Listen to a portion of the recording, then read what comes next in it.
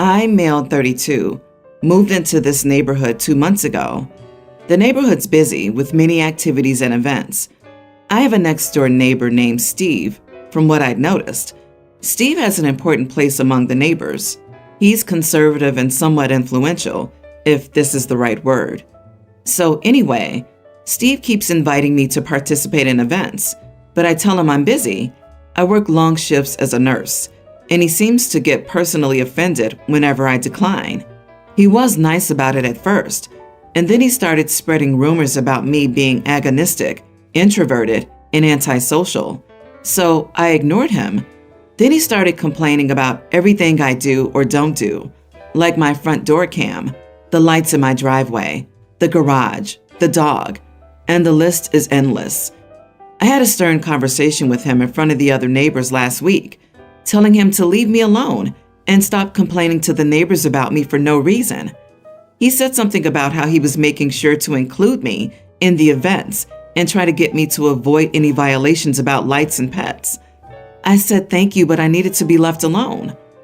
Apparently, I made him angry because he sent me a private text, basically berating me for calling him out on harassment in front of the neighbors. He then cussed me out. Here's what he said. No one likes you in the neighborhood anyway. You are an inconsiderate slob and stupid. Just go away. You won't be missed, and no one cares about you or your pathetic dog. I was shocked that this type of word choice came from a religious dude like him. I had it. I took a screenshot and shared it with the neighborhood group chat. There was silence on their end, but Steve came over this morning lashing out about how I'm trying to ruin his reputation in the neighborhood and turn the neighbors against him by sharing a private text that only I was meant to see. He yelled about how he couldn't even show his face at church. I argued with him and then told him to buzz off and shut the door. I went to work and that was the last time we spoke.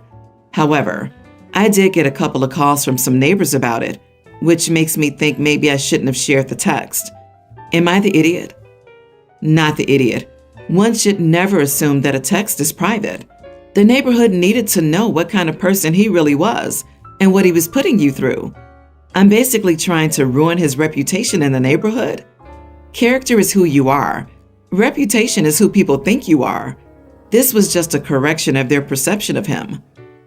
It's been 2 months, and this guy's already this far up in your business? My goodness, Steve needs a hobby. But honestly, watch your back to ensure he can't harm your dog. Regularly check your yard for food. It's happened more than once when a disgruntled person leaves poisoned food out for pets. He sounds vicious and will probably try to escalate.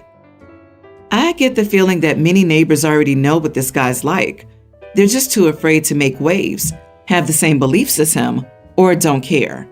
Regardless, OP is not wrong in this situation for calling out the bullying, but OP does need to tread carefully and document everything Steve says in case something does happen. Yeah, why would anyone expect the religious guy to be considerate, sane, thoughtful, or caring? From my experience, the solid Christians are the most judgmental, hypocritical, malicious, and duplicitous creatures on earth. OP involved the police. That kind of text likely qualifies as a hate crime. I highly recommend you take measures to protect your safety. I'm getting some Dateline episode in the making vibes from this. Someone like this, who's unstable and is easily embarrassed and prone to viewing himself as a victim, is a serious problem waiting to happen. Please be careful and do not underestimate the kinds of behaviors people are capable of. My male 28, parents have never been together in my lifetime. My dad 51 and stepmom 50 have 2 kids, teen male, female 18. My mom 52 and stepdad 53 also have 3 kids, female 21, female 20, and teen male. They're all half siblings technically, but I always regard them as my brothers and sisters. My parents live 1,000+ miles apart, so there's only been twice in my life that I've had my whole family together. Thankfully, my parents are on good terms though. My fiance, female 34, and I are getting married on Sunday, this Thanksgiving weekend. The date was decided 2 years ago, and our parents were consulted. The rehearsal dinner is Friday, 2 days before the wedding, and will be a traditional Thanksgiving dinner. This is important to us as the actual wedding day because the whole point was that this would be the only Thanksgiving dinner with all of my parents and siblings together. The same thing on my fiance's side. She also has a split family and has never had Thanksgiving with all of them together. My father has known this for the past 2 years. He's taken no real interest in the wedding, though, has offered no financial help or help planning. A few times, he's even had to ask me to remind him of the wedding date.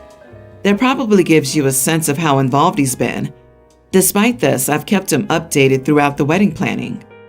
Traditionally, the groom's family hosts the rehearsal dinner, but since my father didn't offer, we're hosting. And I never expected my mother to host since she lives much further away from me. Invitations went out to all of our guests about 6 weeks ago. So today my father called to tell me that my sister's high school graduation is on the same night as my wedding rehearsal, so they won't be attending my rehearsal dinner. I was stunned. Where I went to school, graduation was always in the summer. He explained that at her school, it's always Thanksgiving weekend. I didn't say anything. I was in such shock. I wanted to shout, if graduation is always Thanksgiving weekend, then why didn't you tell me this 2 years ago when we were deciding dates? I ended the conversation quickly without saying much more than, thanks for letting me know. But after processing it, I'm so angry. I feel betrayed. After 2 years of talking about my wedding, how did none of them, my father, stepmother, sister, or brother, bring this up before now? After all the invitations have been sent, vendors booked, plans made. Maybe I'm being petty and ridiculous, but since they knew graduation at our school is always Thanksgiving weekend and said nothing for 2 years about the conflict, it's their mess up, and they should stick to their commitment to attend the rehearsal dinner. Would I be the idiot for asking them to skip my sister's high school graduation ceremony to attend my wedding rehearsal? Yeah, you would be the idiot, because you're not hurting your parents or step-parents. You'd be hurting your sister, who's entirely innocent in this. Plus, it's just rehearsal. It's not like they're missing the wedding itself. You can reschedule a rehearsal more easily than forcing a high school to reschedule a graduation ceremony. Info: have you asked your sister when her graduation is being held? Have you Googled her school to make sure he's telling the truth? I've never heard of a graduation Thanksgiving weekend, ever. High schools generally only have one ceremony at the end of the school year. If you graduate early, you usually don't walk unless you want to walk with everyone else in May or June. So I don't believe a high school would ever hold a graduation ceremony on Thanksgiving weekend. The teachers would riot. They would never give up their break. Thanksgiving falls in the autumn for all countries that celebrate it. Where the heck does the school year end at that time of the year? I feel like that makes it worse though. If Dad is telling the truth, OP is right to be furious that they neither planned nor informed. But if OP has to do detective work and finds out that they lied, that's a whole other level of BS. You can't win this one, but like many people, I am wondering what high school graduates at Thanksgiving, unless it's an alternative school or an early or late graduation at the end of the term, leading into the holiday break. Even if the date slipped your dad and stepmom's minds, wouldn't they be planning a little party for your sister and invite you as well? Clearly, they were not thinking about you and your wedding. Try not to waste any more energy on hashing it out with them, as their actions have spoken for them. Don't meet any excuses or justifications with fury, ultimatums, or dramatic grandstands. Sometimes we just can't get the love we want. I met this coworker, Christian, who was nice and all, but made comments about my body and how severely underweight I am. My weight is low due to health issues. He'd say stuff like, I like everything about you except the weight thing, or say, you need to do something about this weight problem. He might be into me or something because of his behavior, and I don't know. He seemed nice and sweet, and I kind of liked the attention. He started bringing me donuts every day and telling me to eat them with my coffee. I don't like to eat in the morning generally, only drink coffee. I told him I'm not a breakfast person, but he insisted, saying he saw them at the bakery and thought of me, so he thought he'd bring me some. I thought that was nice and thoughtful, since I'm often an afterthought and no one brings me anything nice. Days ago, I was passing some female coworkers and overheard one of them refer to me and say, "Oh, this is the one Christian talked about." I turned to her and asked her to clarify. We talked and she told me that Christian brings me donuts every day because he said he wanted to fatten me up so he could ask me out in 3 months. I was dumbfounded. I tried confirming what was said, and she said she was willing to face him with this statement. I felt so enraged and humiliated, but I didn't say anything. I just stayed calm and collected. The next morning, he showed up with more donuts and put them on my desk. He tried to start a small talk, but I got up, took his donuts, walked up to the trash and dumped them right in front of him and everyone else. He looked at me shocked, asking what I was doing. I looked at him and said that I was not an item for him to customize, and told him that if he brought me one more donut, I'd report him immediately. He was in shock but then walked out for a while. I got weird judging stares from the others, who then told me that I hurt Christian's feelings and made him look like he was doing a bad thing when it was just a thoughtful gesture. I told them about what he said regarding my weight, but they said I could have handled this differently. They also said I went overboard with the reporting threat. Am I the idiot? Not the idiot. Your colleagues were correct. You made him look like he was doing a bad thing. And this was, of course, because he was doing a bad thing. This is harassment and likely against your workplace policies. Document every time he says something to you and keep reporting him. My mouth was hanging open in shock through this. Christian needs reporting regardless. That is not okay behavior at work and could lead to his company being rightfully sued up the wazoo for clear and outright harassment. The comments about your weight alone are entirely unacceptable in the workplace. Some people cannot take no for an answer, and occasionally, an act helps. You didn't throw the box at him. You didn't throw the donuts at him. The man is not nice. Those were not thoughtful gestures, and he's likely a controlling idiot in a relationship. Be glad you dodged that bullet. I, 32 female, have a son called Toby, pre-tween. Joby has juvenile arthritis. Sometimes he has to use a cane, sometimes he doesn't. But overall, there are many high activities he can't do because it's in his knees. We do our best to give him a wider scope, but there will always be certain things he can't do, and we've accepted that. I have 4 siblings, all of whom have at least one child. My parents decided they wanted to take me, them, my siblings, our kids, and our spouses on a family trip, which they were going to plan out certain activities, etc. We had a group chat for the trip, so people were sending their idea suggestions there. There was some stuff Toby couldn't do, but I didn't expect him to be able to do everything anyway. When they made the final schedule, most of it didn't accommodate Toby. Rock climbing, abseiling, hiking, orienteering, and cliff jumping. This really annoyed me because they're very aware of the fact that Toby has an illness, and there were plenty of other activities that we all could have done. There were more activities that he was able to do than ones he wasn't, yet it's like they chose every sport in the damn book that he was incapable of. I told them that the fact that they booked all of this without even consulting me first, or considering my son, shows that this trip wasn't worth it and that I wouldn't be going. My husband agrees with me on this front, since he was only going for Toby anyway. I've been called selfish and immature, and that it's a family trip and it's about spending time with each other and having fun. That there were other things Toby could do, about 2 things. So I feel the need to clarify. I'm not annoyed that they chose high-activity sports. I'm annoyed that the majority of what they decided on are high-activity sports. I told them I hoped they'd enjoy their trip, but I'll be doing something else with Toby. They've been consistently messaging me, saying I'm spoiling the fun and taking family time away from Toby and everyone else. I don't know, I don't think I'm in the wrong, but I want some outsider perspective. Am I the idiot? Not the idiot. You're taking family time away from Toby while they choose all the activities he's unable to do? Right. It would have been a lot of fun for your poor child to watch others do stuff he cannot do. Every child likes to be excluded, right? They love being the outsider, right? Sarcasm, of course. I think you did the right thing. If it was about spending time together and having fun as a family, they should have tried to find something to do. Instead, they chose to book things that would exclude your little family. That's what I call selfish.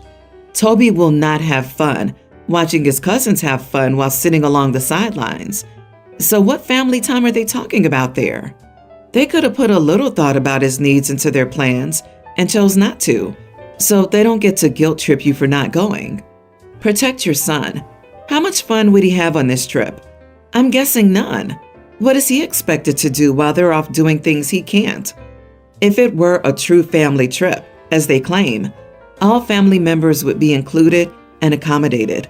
You, your son, and your husband should plan a trip with just the three of you that you can enjoy. My 35 female, husband 41, is extremely angry with me. My husband works from home and I work outside the home. His mom comes to our house a few times a week to help my husband take care of our child. Yesterday, while she was at our house, she cooked up some stir-fried beef, left it in our fridge, and went home as usual when I got back from work. It was the first time she'd ever cooked something for us like this, although I've eaten her cooking at family gatherings at her home. At dinner time, my husband pulled the beef out of the fridge. I'm not a huge fan of this particular dish, but I ate some and casually said, not bad. He was shocked that I would say something dismissive about his mother's cooking. He went on a rant about how rude I was being. I was disrespecting his mom. No one else has ever talked about his mother so disrespectfully. And if anybody else were to say something negative about his mom, he would cut them out of his life. I tried to explain to him that my comment had nothing to do with his mom as a person. Honestly, I was just surprised to find that the beef was better than I expected, and the words that came to me were not bad. Unfortunately, he's convinced that I don't respect his mom. I have never said anything bad about my mother-in-law's character, personality, etc. I have never had a conflict with her. I have never badmouthed her to my husband. I have felt some irritation here and there with minor differences in approaches to raising a child, for example, but I've kept it to myself. Maybe my husband has picked up on that. But if she'd been at the dinner table with us, I probably would have said something a little nicer about the dish or said nothing. My husband has been building up resentment and convincing himself that I hate his mom due to some little spats he and I have had in the past few weeks about various household chores that are tangential to his mom being here during the day, but nothing directly about her. I apologize for coming across as rude and not showing more appreciation for his mom's cooking for us. Unfortunately, he's still angry and is now giving me the silent treatment. So, was I wrong to say not bad? Should I have been more appreciative? Am I the idiot? Not the idiot. You said nothing wrong. Your husband is still tied to his mother's apron strings. You weren't commenting on his mother at all. You were commenting on a dish. People are allowed to like and dislike different foods without reflecting on who prepared said food. You said it wasn't bad. How was that in any shape or form rude? His reaction was very over the top, and it's really suspicious, to be honest. You have something else going on here. Yeah, I suggest marital counseling ASAP. This is a sign of a huge issue. This isn't just about your comment. Something bigger is happening, even if it's only on his end. I'd bet money that during the days when his mom is there helping, she's putting these ideas in his head about you hating her.